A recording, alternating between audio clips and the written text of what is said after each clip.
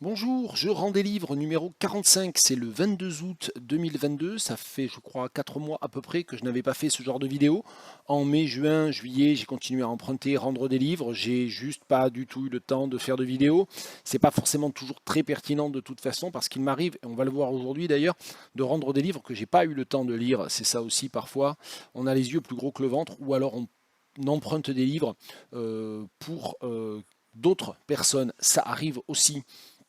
Suite au colloque sur la traduction, censure et autocensure auquel j'avais participé à la mi-juin ici et qui était organisé principalement par des collègues hispanistes, j'avais emprunté ce livre directement en espagnol, Lidia Falcón, Cartas a una idiota española, et dont j'ai lu quelques extraits. C'est un des, on va dire, jalons apparemment, moi je l'avais découvert à cette occasion-là, un des jalons de la critique féministe espagnole des années 70, je crois. C'est un texte. Le livre date pas mal. Il date, voilà, le texte date de 64, 1974 et cette édition de poche de 1981. Et si je ne m'abuse, j'avais vérifié, ce texte n'a pas été traduit en français, donc je pense que ça fait partie des textes théoriques slash un peu abordables quand même de théories féministes qui ne sont pas disponibles en français. Donc ça m'avait un petit peu intrigué.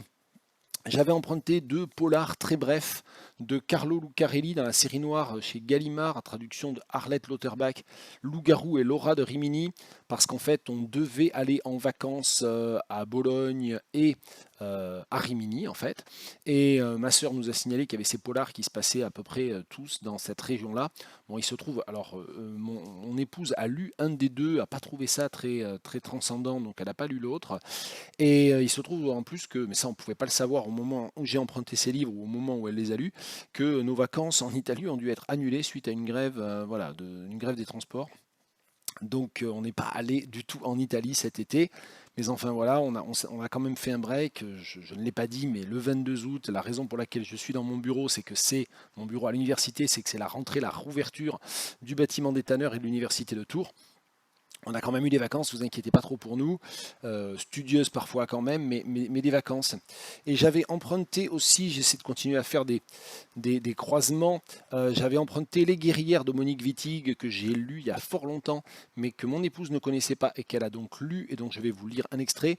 Et puis, parce que j'avais découvert ça d'ailleurs à l'occasion du fameux colloque sur traduction, censure et autocensure également, le fait que Monique Wittig a traduit Djuna Barnes en français. Elle a traduit ce livre, hein, ce recueil de nouvelles de Djuna Barnes en français. Je voulais regarder, puis en fait j'ai pas eu le temps. J'ai des quantités de livres qui s'accumulent, empruntés ou pas, et des tâches dans tous les sens, qui partent dans tous les sens. Donc je peux pas me disperser plus longtemps. Donc j'ai pas eu le temps vraiment de regarder ça, mais même pas du tout. Mais voilà, l'idée c'était un peu d'aller voir ça et j'ai bon, j'ai pas eu le temps de le faire. Pour ce qui est des guerrières de Monique Wittig, qu'on ne présente pas, je pense, c'est un texte de 1969, c'est le deuxième livre de Monique Wittig après l'Opoponax. Moi, en fait, je préfère l'Opoponax, je crois. J'ai pas eu le temps de re-regarder les guerrières, mais c'est un texte assez fort aussi. Je vous lis un extrait des pages, un extrait des guerrières, page 146-147, avec les merveilleux micro-post-it laissés par mon épouse. Elles disent ils t'ont tenu à distance, ils t'ont maintenu, ils t'ont érigé, constitué dans une différence essentielle. Elles disent ils t'ont tel quel adoré à l'égal d'une déesse, ou bien ils t'ont brûlé sur leur bûcher, ou bien ils t'ont relégué à leur service dans leurs arrière-cours. Elles disent, ce faisant, ils t'ont toujours dans leur discours traîné dans la boue. Elles disent, ils t'ont dans leur discours possédé, violé, prise, soumise, humilié tous leurs sous. Elles disent que, chose étrange, ce qu'ils ont dans leur discours érigé comme une différence essentielle, ce sont des variantes biologiques. Elles disent ils t'ont décrite comme ils ont décrit les races qu'ils ont appelées inférieures. Elles disent oui, ce sont les mêmes oppresseurs dominateurs, les mêmes maîtres qui ont dit que les nègres et les femelles n'ont pas le cœur, la rate, le foie à la même place qu'eux, que la différence de sexe, la différence de couleur signifie l'infériorité, droit pour eux à la domination et à l'appropriation. Elles disent oui, ce sont les mêmes oppresseurs dominateurs qui ont écrit des nègres et des femelles qu'ils sont universellement fourbes, hypocrites, rusés, menteurs, superficiels, gourmands, pusillanimes, que leur pensée est intuitive et sans logique, que chez eux la nature est ce qui parle le plus fort, etc. Elles disent oui, ce sont les mêmes oppresseurs dominateurs qui dorment couchés sur leur coffre pour protéger leur argent et qui tremblent de peur quand la nuit vient.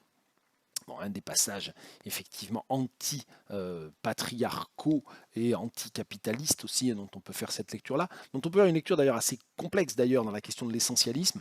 Moi je serais tenté effectivement de réclamer ce texte au nom de, dans un contexte qui est celui très présent du moment avec des nouvelles attaques transphobes, pseudo-féministes, où tout un tas de réactionnaires de droite et d'extrême droite prétendent être féministes uniquement pour essayer de valider ou de faire passer en catimini leur transphobie. Ce texte est intéressant aussi sur l'essentialisme. Et puis il y a la question aussi de la manière dont c'est ramené les femelles et les nègres, et c'est voilà, avec ces deux termes qui sont délibérément les termes péjoratifs, injurieux employés. Moi, je constate qu'il y a au moins deux féministes ou qui se prétendent telles et qui sont en train de dériver en disant qu'elles vont vers le féminisme, qu'elles vont se déclarer féministes et qui visiblement vont complètement à contre-courant de 70 ans de recherche et de théorie féministe. On ne naît pas femme, on le devient. Bon, visiblement, Dora Muto et Marguerite Stern, pour finalement les citer, elles sont totalement du côté de la réduction de la femme à la femelle, de la femme à la procréation. Et on voit bien que dans ce texte de Wittig en 69, la réduction de la femme à la femelle était déjà fortement critiquée. Ça fait plus de 50 ans. Donc voilà aussi ce qu'il faut un peu penser. Ce sont des textes qui continuent à être d'une réelle actualité. Par ailleurs, d'ailleurs, ça m'a fait penser, moi j'ai ouvert le livre, j'ai enlevé le post-it et j'ai lu le texte sans l'avoir, sans avoir regardé quel passage comme ça mon épouse avait marqué. Hier soir, on a regardé un film que je n'avais jamais vu, qui est Django Unchained de Tarantino. Moi, j'aime moyennement Tarantino, j'ai plein de réserves vis-à-vis de Tarantino, mais voilà, c'est dans le côté effectivement racial ou racialiste, il y a aussi beaucoup d'échos par rapport à ça. Autre livre que je n'ai pas lu, des... Ah, vous entendez, je suis de retour à la... Je ne sais pas si vous entendez ou pas, moi j'entends bien. Mais retour rue des Tanneurs, retour dans mon bureau à l'université et reprise des alarmes, comment on dit, des sirènes, voilà, des sirènes et d'ambulances et du SAMU. C'est comme ça qu'on bosse ici. Quand on fait court, on est obligé de s'interrompre, comme je viens de le faire. Mais je ne sais pas si vous avez bien entendu, parce qu'on entend beaucoup en son direct. Je ne sais pas si avec le casque et le micro, on entend tant que ça. Oui, je disais deux livres de littérature anglophone très contemporaine que j'avais emprunté.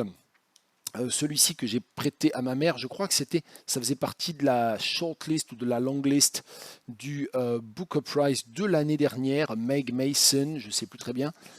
Ma mère a bien aimé en tout cas. Ouais, 2020, c'est une autrice australienne.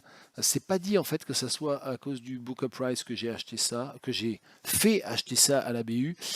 Sorrow and Bliss de Meg Mason, c'était aussi pour consolider, j'essaie de consolider les collections très contemporaines, notamment de littérature anglophone non européenne, australienne ici, avec aussi des écritures féminines. Et donc ça c'est le premier roman de Meg Mason, mais voilà, je pourrais pas très bien vous en parler. Il paraît que c'est très drôle, enfin ma mère a trouvé ça très drôle.